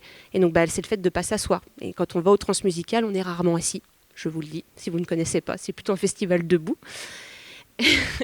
Et du coup, et puis la peur de se faire bousculer aussi, où est-ce qu'on se met, où est-ce qu'on se place, et puis pour le coup c'est très fort, donc on a nos repères aussi qui sont un peu perdus, comme on se retrouve aussi dans cette grande foule, et puis malheureusement ce sont aussi des personnes qui sont souvent isolées, et donc on vient avec qui? Moi je sais pas pour vous, mais personnellement je vais jamais voir un spectacle toute seule, c'est pas mon truc quoi, et pour ces personnes-là aussi finalement, aller tout seul à un spectacle, c'est compliqué. Et donc, on s'est rendu compte de tous ces freins-là. Et en fait, ce dispositif-là a permis de pallier plusieurs choses. Déjà, le fait d'être souffleur d'images, ça fait qu'on va créer un binôme. Donc, il y a une personne bénévole qui va créer un binôme avec une personne aveugle et malvoyante et qui va venir guider cette personne, lui faire visiter la salle et puis lui demander en premier lieu qu'est-ce que tu veux que je te décrive? Là, je te fais dans la main la scène, je te décris, voilà, à droite, il y a ça, à gauche, il y a ça. Et puis, tu as une préférence que je te parle des lumières, ou est-ce que tu préfères que je te parle du spectacle ou des costumes? Et la personne va choisir. Moi, j'aime beaucoup les lumières et les costumes, si tu peux vraiment m'en parler, c'est chouette. Et comme ça, il y a déjà un premier contact, et puis les personnes se sentent à l'aise, et puis surtout, elles ne se sentent pas toutes seules, quoi. Donc, c'est ça qui est chouette. Et puis après, la description du spectacle pendant le spectacle. Et l'avantage des musiques dites actuelles, c'est que c'est fort, donc on dérange personne à parler. C'est vrai qu'au théâtre, ça peut être problématique de décrire un spectacle en plein théâtre et à côté, chut, chut. En musique, on n'a pas du tout ce problème-là, puisque de toute façon, c'est déjà très fort et tout le monde boit un verre et parle en même temps. Donc voilà. Et donc ça a créé vraiment des très très chouettes échanges. Donc la première année, on a eu, je dirais à peu près 4 personnes aveugles à venir. Et puis l'année dernière, on en a eu 8, ce qui est déjà beaucoup plus. Et ce qu'on a commencé à faire, c'est des présentations de programmation. Donc on voit les personnes, on leur propose tous nos spectacles, et puis on leur fait écouter des choses. Et puis les personnes, elles choisissent les spectacles sur lesquels elles veulent aller.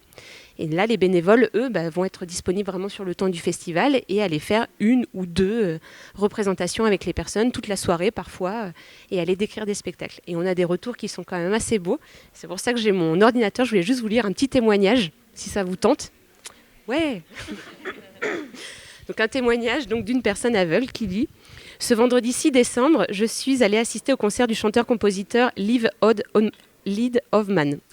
Liv Oddman, lors des transmusicales. C'est ainsi que j'ai été accompagnée par Julia, qui s'est assise à mes côtés. Elle m'a décrit l'environnement autour de nous, les gestes du chanteur, sa position sur scène et même les détails de sa tenue vestimentaire. Grâce à Julia, j'ai appris que le chanteur était jeune, vêtu de manière décontractée et qu'il se sentait très à l'aise sur scène. Julia a fait un excellent travail en anticipant mes questions, ce qui m'a permis de profiter pleinement de la belle voix du chanteur et de voir ce qui se passait grâce à ses descriptions détaillées. À chaque fois qu'elle se penchait vers mon oreille pour chuchoter, sa voix claire et ses mots précis m'offraient une immersion totale dans l'événement. Cet instant m'a vraiment paru magique, un peu comme si j'avais retrouvé un instant la vue à travers ses mots. Et donc on a quand même des retours comme ça qui sont assez forts. Et en fait, il y a des personnes aussi qui nous ont dit, en fait, moi j'ai retrouvé ma vie sociale. J'osais plus sortir, je me suis dit c'est plus pour moi, c'est fini maintenant de toute façon, voilà. Et en fait, les personnes reviennent au spectacle. Et maintenant, elles reviennent assez souvent, c'est-à-dire qu'elles prennent goût et on les voit assez régulièrement. Donc ils ont un peu leur petite préférence de bénévoles, c'est ça qui est marrant. Mais puis au final, ils sont vraiment juste contents de sortir. Et on a une des personnes qui nous propose, qui aimerait bien être bénévole justement sur le prochain festival. Donc on rentre aussi un petit peu dans ce que tu décrivais, dans le fait que on va avoir une personne bénévole et ça va nous permettre aussi d'élargir nos horizons et de se dire dans quel poste on va la mettre aussi cette personne, qu'est-ce qu'elle a envie de faire, qu'est-ce qu'on peut lui proposer parce qu'on peut pas peut-être tout faire quand on est aveugle dans un poste de bénévolat. Donc voilà, ça va être, je pense, assez chouette. Je pense que j'ai tenu les 5 minutes. Oui, parfait. Merci. Pareil, questions, réactions. Ouais, Laurence. Merci beaucoup pour tous ces partages d'expériences. On aurait envie qu'on nous souffle aussi, même en étant voyant. Tu parlais du handicap psychique aussi qui était pris en charge. Et c'est vrai que ces questions de la santé mentale, des spectres autistiques, etc., quelque chose qui monte, les diagnostics sont de plus en plus développés, etc. Donc, qu'est-ce que vous vous préoccupez aussi de ce segment, ces publics? Oui, on se préoccupe évidemment effectivement des personnes atteintes de handicap psychique. Alors ce sont souvent des handicaps qui sont non visibles, donc c'est pas évident de savoir la part de personnes qui viennent voir des concerts et qui sont porteurs d'un handicap. Mais pour autant, nous, on travaille avec des structures qui accueillent des personnes atteintes de handicap psychique, comme par exemple l'hôpital psychiatrique, tout simplement. On est aussi avec des personnes avec des troubles associés, des IME. Enfin voilà, on a pas mal de personnes qui viennent. Et on a eu aussi tout un groupe de personnes schizophrènes qui sont venus sur le festival. Là, ça, c'était assez dingue, ce projet-là. Je ne peux pas m'empêcher de vous faire un petit retour, mais ces personnes-là donc, sont venues sur le festival. Elles ont fait un petit parcours. Donc, elles sont venues faire des interviews, visiter les salles de spectacle, aller rencontrer des professionnels. Donc, elles étaient vraiment actives et actrices de leur projet. Puis, bien sûr, elles ont vu des spectacles. C'est le but de ces parcours trans. Et puis, il y a une personne, pour elle, c'était vraiment compliqué, enfin, pas pour elle, mais pour plusieurs d'entre elles, de prendre les transports en commun parce que trop de bruit, trop de stimuli, entre guillemets. Et à la fin du parcours, elle nous a dit, mais en fait, vous ne vous rendez pas compte, vous m'avez rendu ma liberté parce que grâce à ce projet-là, je suis capable de traverser une foule et de prendre le métro. Et maintenant, je me sens indépendant. Est-ce que ça dure ou pas? Je ne sais pas, puisqu'évidemment, c'est pas aussi simple que ça. Mais quand même, pendant un temps, à cette personne-là, un projet comme ça qui n'avait pas cet objectif de soin, a pu justement se dire mais en fait je peux traverser une foule, c'est possible, je l'ai fait, donc je peux le recommencer. Pour donner un exemple concret. Merci, le temps file. Je vais appeler donc les deux intervenantes, Anne-Sophie Guillaume et Carole Stein, à nous rejoindre. Donc vous êtes toutes les deux chorégraphes et danseuses, mais pour deux compagnies différentes, même si vous travaillez quand même ensemble. Donc la compagnie d'Anna et la compagnie Le Siamang, qui sont toutes deux situées à Rennes. Et donc je vais vous laisser faire votre présentation, mais vous avez un peu une approche et une démarche un tout petit peu différente, et vous avez commencé par faire des interventions dans des structures avant de vraiment de travailler avec les personnes en situation de handicap dans votre danse, dans votre pratique artistique. Je vous laisse nous raconter. Bonjour. Alors, je ne suis pas du tout habituée à ce genre d'exercice, mais ça nous semblait important. Je dis pour nous, je parle au nom de la compagnie d'Anna. Ça nous semblait important de répondre à l'invitation et d'être là aujourd'hui parmi vous. Donc, effectivement, alors parler personnellement, moi j'ai un passé qui commence déjà à être un peu vieux, de travailleuse sociale.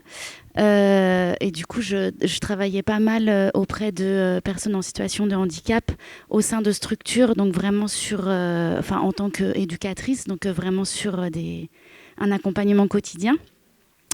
Travail qui ne me satisfaisait pas vraiment au bout d'un certain temps.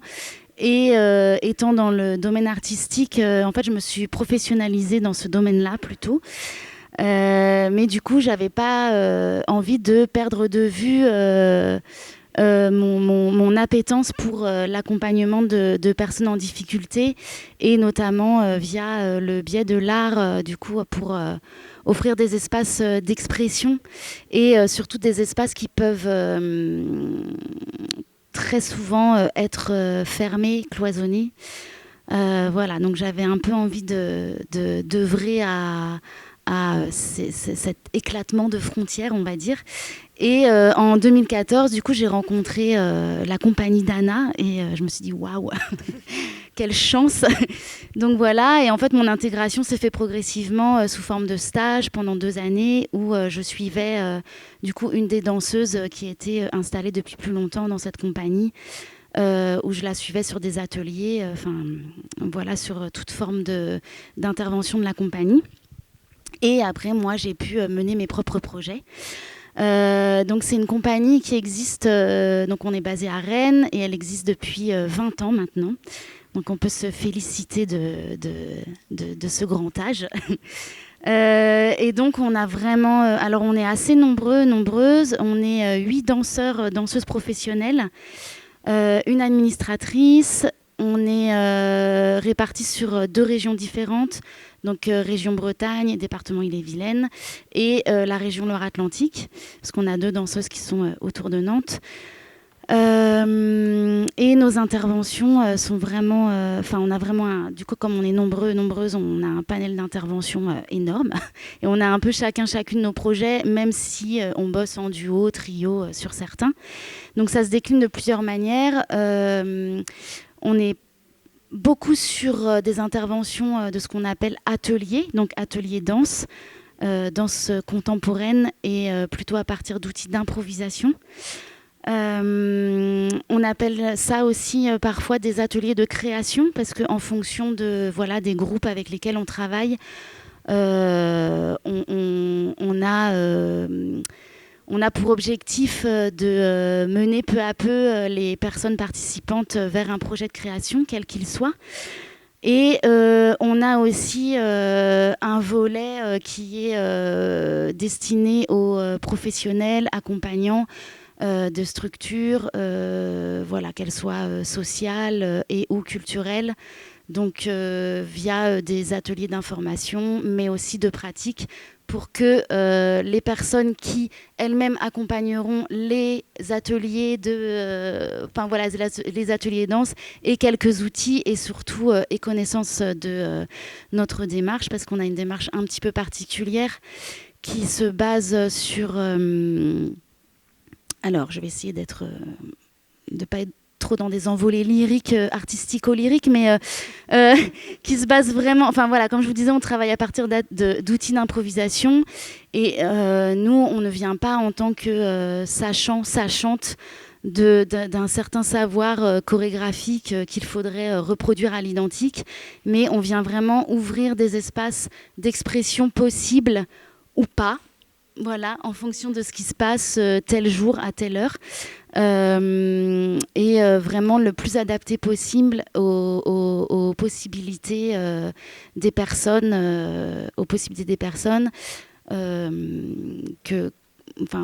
qui participent à nos activités. Donc on est vraiment sur des trames d'exercices très ouverts où chacune est amenée à participer et à s'exprimer avec sa propre danse singulière. Et nous, on est vraiment sur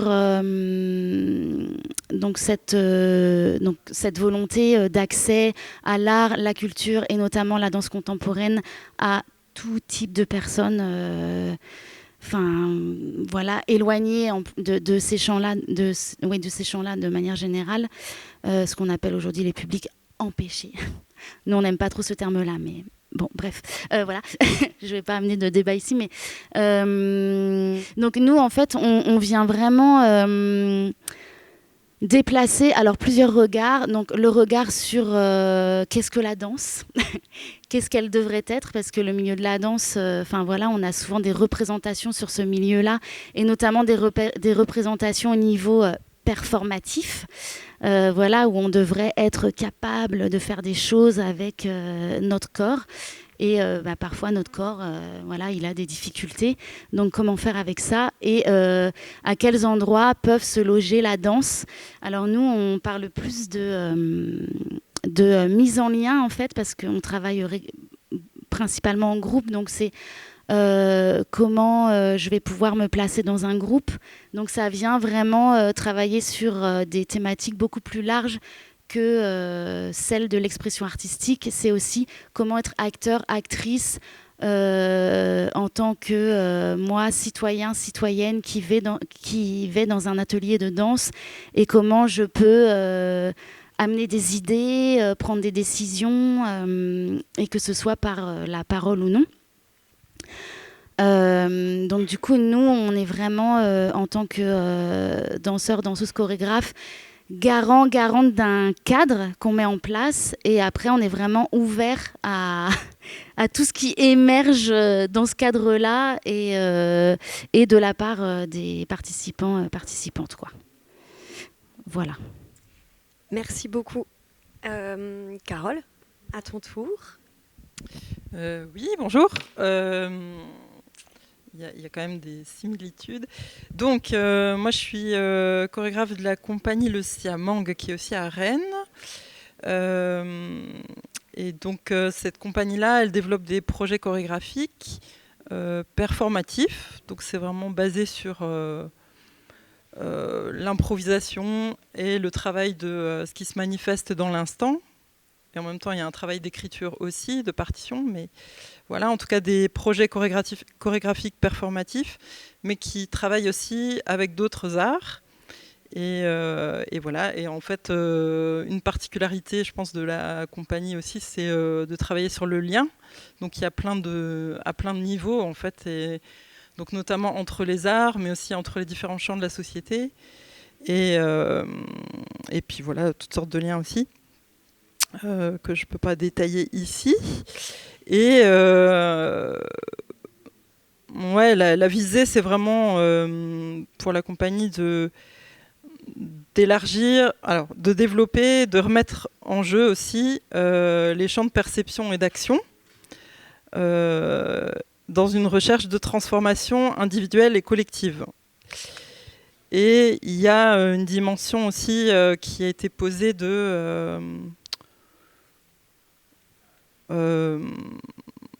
prise en compte de tout le vivant et de toutes les singularités, et y compris non humains, et toutes les questions qui rejoignent la transition écologique dont il est question aussi ici. Voilà, il y a aussi un axe comme ça. Et moi, depuis 2018, je développe un travail donc de performance dans le paysage, donc un travail vraiment de lien avec le paysage et aussi avec le public. Donc voilà, ça retricote un petit peu tout ça. Voilà, et en fait, la compagnie, du coup, elle s'inscrit dans une démarche d'accès aux droits culturels de fait, parce qu'en travaillant ces champs-là de perception, d'action, enfin, il y a comme une nécessité de vraiment aller à la rencontre de plein de gens différents, de plein de rapports au monde différents, que ce soit en ouvrant des espaces de pratique, ou en jouant dans des lieux atypiques, ou enfin, c'est à plein de niveaux, quoi. Enfin, c'est au niveau de la démarche artistique en elle-même, c'est aussi au niveau des projets de création. Ouais, voilà, par exemple aussi sur des recherches de formes immersives ou participative. Enfin, c'est toujours la question de comment créer des conditions d'expérience plutôt partagées, en laissant la place, des places plus ou moins actives, plus ou moins contemplatives, voilà, que ce soit au public, aux artistes, professionnels, amateurs. Et voilà, et tout ça tricotant allègrement. Le dernier projet, par exemple, qui est en cours, ça s'appelle Espace sensible. Et donc c'est un projet de balade chorégraphique, sonore, plastique aussi, qui, dans un site naturel avec du coup qui aurait pu se créer au long cours, enfin qui peut se créer, qui a déjà eu lieu parfois, mais ça a vocation à se réinventer et dans la forme et du coup dans le processus sur des territoires différents. Et en tout cas, l'idée c'est de pouvoir passer un temps si possible long, pour vraiment laisser le temps aux personnes de s'apprivoiser, au processus d'infuser. Donc de travailler avec des habitants, des personnes qui sont voilà, dans des situations différentes, en milieu scolaire ou dans des institutions spécialisées, ou, voilà, avec des artistes professionnels aussi, où ça demande d'autres conditions.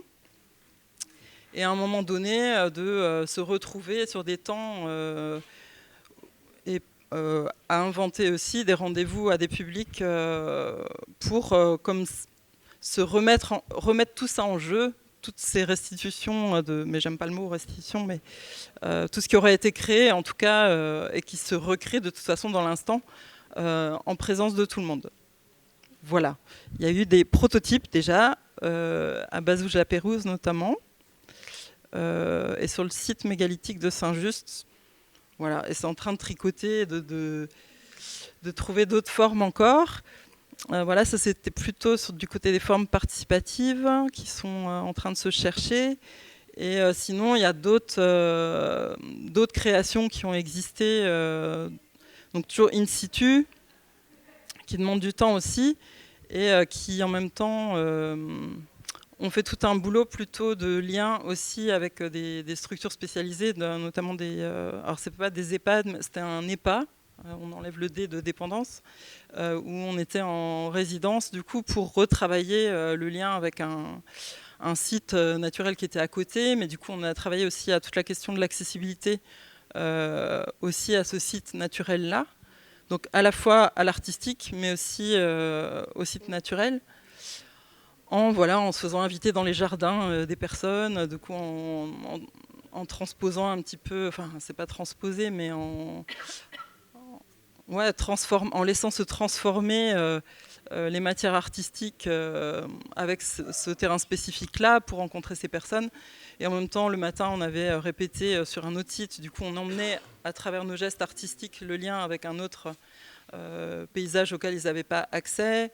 Enfin bon bref, on a un peu inventé surtout ce gradient-là. Voilà, et ça s'est passé à Concoret, pour nommer. Moi, ce que je trouve hyper intéressant dans ce que vous dites, c'est que j'ai l'impression que ça ouvre le champ de la création. Il y a un truc d'imagination, d'expérimentation. Alors évidemment, l'artistique, la pratique artistique, de fait, c'est expérimenté. Mais là, on a l'impression que ça ouvre un champ supplémentaire, je trouve, dans votre pratique. Et que ça vous fait bouger vous aussi. Oui, en effet. Enfin, j'essaye de repenser un peu pour parler un peu plus précisément, à des projets qu'on a menés. Et par exemple, ça fait de nombreuses années qu'on travaille au conservatoire de Rennes. Donc, avec des jeunes élèves du conservatoire en musique et des jeunes danseurs d'un IME dans lequel on intervient depuis plus de 10 ans maintenant. Donc on a mené un projet et qui menait à une création collective sous forme de concert. Et en fait, donc on donnait un concert au conservatoire et en fait c'était vraiment l'occasion de vivre un concert de manière différente parce que nous n'avons pas un public qui reste assis sur une chaise pendant 1h30. Donc en fait c'est comment inviter grand public à vivre un concert avec un public qui potentiellement se déplace, pousse des cris d'enthousiasme ou de gêne, se met à danser parce que ça réactive quelque chose de ce qu'on a vécu pendant plusieurs séances sur l'année. Donc c'est ça aussi. Enfin voilà, comment. Du coup, je parlais de déplacement tout à l'heure, donc c'est comment les musiciens en apprentissage au conservatoire déplacent leurs pratiques. Voilà, avec quelque chose de beaucoup moins classique et beaucoup moins silencieux autour d'eux, je vais dire. Comment on déplace le regard sur la danse et comment on déplace le regard sur un public qui devrait se tenir assis docilement pendant un temps donné, de telle heure à telle heure. Et j'imagine que ça te parle aussi, Thierry, tout ce qui vient d'être dit. Oui, bien sûr, parce que cette question-là de l'augmentation du champ artistique, le projet là, du Centre national sur 21-24, il y a des périodes, on est en train d'écrire 25-29, nous on avait dit que c'était un moyen d'interroger comment des artistes singuliers étaient rentrés par effraction dans l'histoire de l'art. Mais c'est réel. Il y a 2 ans, il y a une donation extrêmement importante qui est celle de Bruno Decharme qui est arrivé au Centre Georges Pompidou, qui pour la première fois a accepté ce qu'on appellerait de l'art brut. N'empêche qu'on pouvait aller au Centre Georges Pompidou voir tout le 20e, avec toutes les grandes avant-gardes du 20e, c'est une magnifique collection, et il n'y avait rien sur ces pratiques. Or, elles ont énormément nourri les artistes d'avant-garde, qui ont dit qu'ils se sont beaucoup intéressés aux arts premiers ou aux arts de la spontanéité qu'on trouvait dans l'art brut, parce que c'était souvent des autodidactes, etc.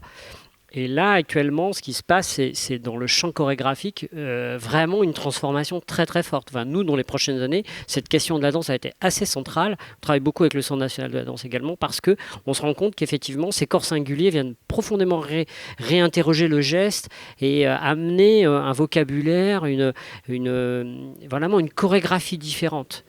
Et quand moi je regarde, comme peut-être vous le faites, les rencontres du Papetin, c'est pas simplement que c'est une belle émission avec des neuroatypiques, c'est tout simplement une très belle émission de télé. À un moment donné où moi je suis comme vous, un peu désespéré de tous ces interviews à la télé qui sont pas terribles, quoi. Et ben là c'est exceptionnel, ça me plaît, enfin ça c'est venu transformer la télé. Et voilà, pour nous qui travaillons avec ces artistes différents depuis toujours, on sait, en fait, on m'a souvent demandé, moi, avec les acteurs de Catalyst, par exemple, nos acteurs, c'est qu'est-ce que le théâtre leur apporte ? Il y a un sous-entendu thérapeutique là-dedans, et pourquoi pas ? Mais moi, ce qui m'a intéressé, c'est l'inverse. C'est qu'est-ce qu'eux allaient apporter au théâtre ? C'est-à-dire comment leur présence allait changer vraiment profondément ma manière de voir. Et je pense qu'ils sont en train de transformer nos imaginaires à un point qu'on ne se rend pas compte et qui est très important pour l'avenir de nos esthétiques, mais aussi de la poésie et de la poétique. Parce que c'est très poétique, très politique. C'est-à-dire que subitement d'être différents ensemble et de se rendre compte que dans le fond, malgré ces différences, en fait on est assez semblables. En vrai, voilà, il y a un tournant important là. Merci. Est-ce qu'il y a une réaction, une question par rapport à ce qui vient d'être dit ? Et sinon après je te laisserai le mot de la fin, Thierry, la conclusion pour, voilà, en quelques mots tu nous dises. Oui, vas-y. Je trouve qu'il y a quand même un enjeu... pour moi, c'est de trouver les moyens de prendre le temps, en fait. C'est la vieille... c'est une scie, hein, mais voilà, je le dis quand même parce que il y a cette histoire de temps qui permet vraiment de prendre en compte les sujets, quoi, dans leur singularité, et de se laisser le temps de trouver les modalités artistiques et autres de coopérer, pour reprendre le mot. Mais c'est vraiment ça. Parce que sinon, on se retrouve assez vite de nouveau orienté vers une production où déjà on a élaboré, c'est déjà enfermé dans nos représentations. Et donc vraiment pour prendre le temps de défaire ça, et là réellement de se déplacer, et tous, quelle que soit notre situation ou nos corps, il faut du temps et du coup des financements de ce temps, et un peu décaler des enjeux de production directement, quoi.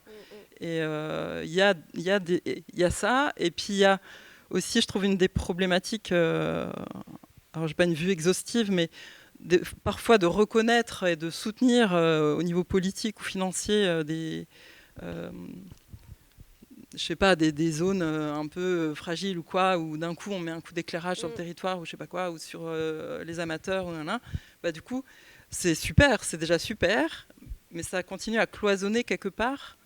Et je pense que ça ne dispense pas non plus d'inventer des façons de monter des financements et des conditions où tout ça peut aussi circuler et se croiser, quoi. Voilà.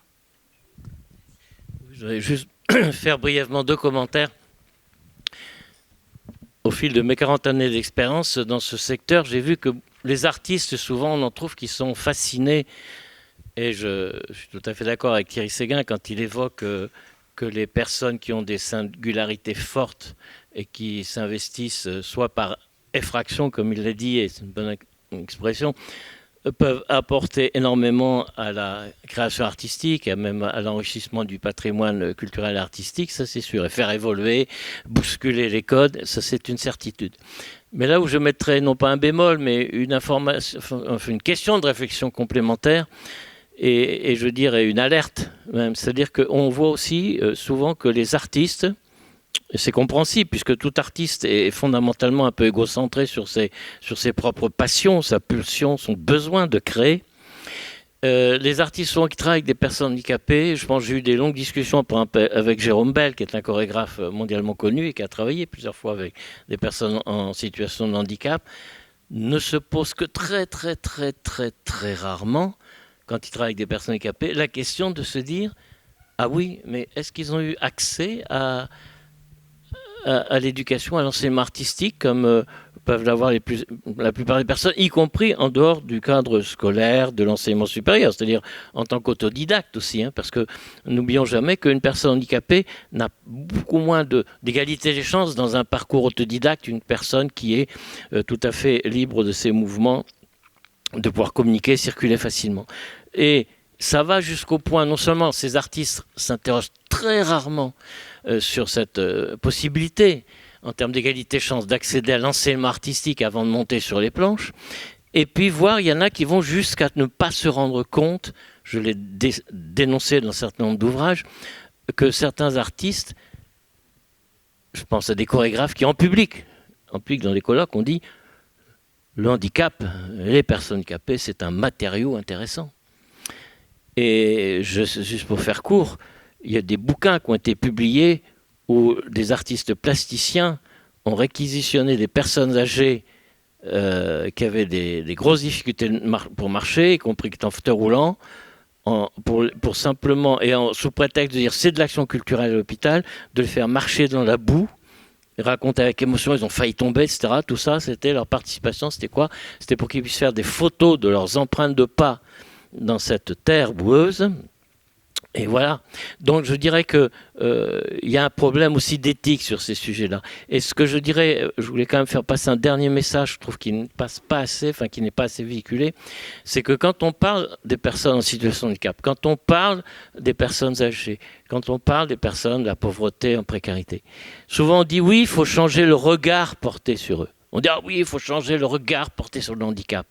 Et voyez à quel point les Jeux paralympiques, etc., sachez que, par exemple, les Jeux paralympiques existent depuis 60 ans. Et que, par contre, le pourcentage officiel, il y a une enquête sur les clubs sportifs en France qui sont accessibles pour les personnes handicapées, c'est 2,5%. Et ce que je dirais donc, moi je pense qu'il faut à un moment donné changer de message. Le message changer le regard porté, il existe depuis 2003.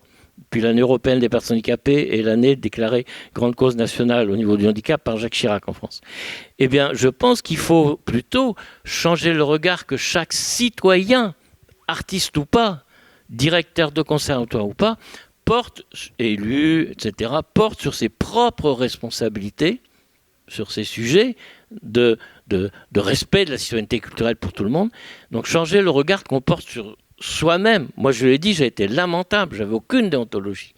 Et changer le regard qu'on porte en tant qu'élu, en tant qu'adjoint à la culture, qu'on porte sur ses propres responsabilités, en tant que président d'un département, d'une région, en tant que maire. Changer le regard, donc, qu'on porte sur ses propres responsabilités professionnel. Moi, j'aime mieux qu'on me montre à la télévision un directeur de club sportif, un directeur de conservatoire qui a compris qu'il avait une responsabilité pour faire en sorte qu'une personne handicapée accès à l'enseignement artistique, plutôt qu'un hyper champion, super héros qui fait le 100 mètres en 4 secondes avec des prothèses élastiques.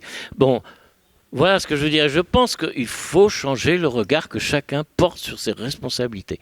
Et il ne faut pas réfléchir au départ uniquement en tant qu'artiste, en tant que... Je me souviens d'une discussion récemment au cabinet de Rachida Dati là-dessus. Je pense que tant que, par exemple, un membre d'un cabinet ministériel réfléchit avant tout en tant que conseiller de cabinet et non pas avant tout en tant que membre de la communauté humaine, avant tout en tant que, justement, citoyen aussi, parce que la citoyenneté, y compris culturelle, ça définit un idéal de vie en commun, on ne va pas avancer vite, quoi. Merci. Merci, on arrive à la fin. Est-ce que tu veux le mot de la fin, Thierry? Tu as une minute. Alors, une minute, c'est pas facile. Simplement dire qu'en fait, si vous regardez bien, partout en Europe ou partout dans le monde, il n'existe pas de société dont on pourrait dire qu'elle est inclusive. Et donc, en fait, il y a des progrès, il y a des pays qui vont faire mieux dans certains domaines et moins bien dans d'autres. Et je pense que ce constat, c'est un appel à vous toutes et à vous tous pour expérimenter, essayer. Il faut œuvrer avec les personnes concernées, œuvrer avec leurs aidants aussi, leurs parents, leurs proches, à inventer, parce qu'ils portent de micro-innovations quotidiennes qui peuvent nous aider à trouver les solutions. C'est vraiment l'affaire de toutes et de tous. Et comment André nous interpellait là sur l'instrumentalisation de ce sujet, il faut faire extrêmement attention. Et moi, les exemples artistiques que je citais, bien sûr, ce n'était pas cela. Hein. J'ai beaucoup débattu, contre-débattu avec Jérôme Bel. Mais je voudrais pas qu'on rajoute ne rajoutons pas Jérôme Bel dans le débat. Mais Mais Jérôme, si tu nous entends, on aimerait continuer à discuter avec toi. Mais voilà, donc allons-y tous et toutes. Merci. Merci beaucoup et merci à Pascal et Anaïg Le Naou et Pascal Di Piazza d'avoir sous-titré. Enfin, d'avoir signé, pardon. Merci. Et merci au collectif. Ah oui, merci.